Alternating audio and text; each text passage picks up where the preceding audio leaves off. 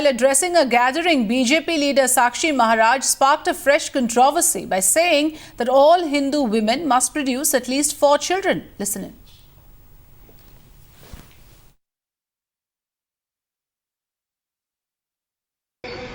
हम दो और हमारा एक, हमने वो भी मान लिया था। अब इन बेईमानों को संतोष नहीं हुआ, एक और नारा दिया, हम दो और हमारा।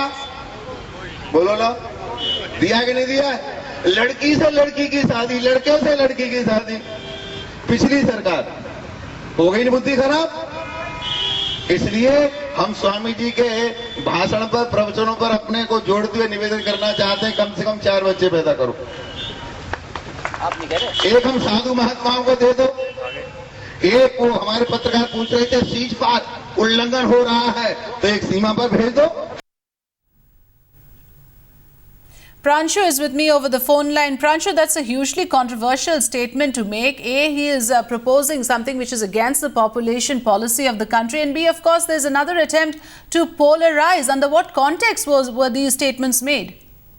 Well, he was addressing a public gathering in Meerut yesterday, and there he clearly urged on probably 2 counts. One clearly is that whatever he said is against the general policy, the population policy of the country. We all know that the government encourages 2 children norms, and when a BJP MP says that this policy should be rejected, and rather the policy of 4 children should be adopted, it clearly is against something which puts the centre government in embarrassment. Now, second thing which Sakshi Maharaj is probably trying to suggest is that one of the children should be given to the religious community, to the Sadhu Samaj. That is what he's saying. Clearly, he's of course not mentioning that whether it is specifically for the Hindus or any particular community, but keeping in mind the sort of image which Sakshi Maharaj portrays within the BJP and within the RSS rank and file, this sort of statement would clearly be seen also as a communal statement that Sakshi Maharaj is probably indicating or silently asking the Hindu community to go ahead with 4 children rather than accepting the two children policy. Right. Let's listen into some reactions that has come in after that statement was made. Sakshi Maharaj सांसद हैं और देश की जो जनसंख्या नीति है वो ये कहती है कि 2 ही बच्चे घर में अच्छे, और उनकी जो बीजेपी की जो सरकार है राजस्थान की, वो तो 2 से ज्यादा बच्चे वालों को पंचायत के चुनाव भी नहीं लड़ने दे रही, और इधर ये कह रहे हैं कि हर हिंदू महिला को 4 बच्चे पैदा करने चाहिए।